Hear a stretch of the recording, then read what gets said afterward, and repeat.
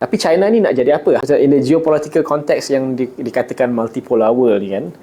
So the notion of the Western way of thinking and doing things tu is not breaking apart, tapi is being questioned actively by Westerners themselves. Macam okay, this is in our discourse with our Chinese punya colleagues lah kan, because kita orang hari tu ada macam kita orang buat online conference lah dengan Zhejiang University, adalah dua orang anthropologist dan sociologist, and apparently China academic sana lah, dekat sana, they are actively looking for like a fresh new civilizational discourse lah, macam a different way of talking about science and knowledge and civilization and nation states. Sebab dia sedar kan, dia kata kalau pun betul it's a multipolar world and China is one of ni, tapi China ni nak jadi apa? What is the self image of China? Bukan macam-macam lah.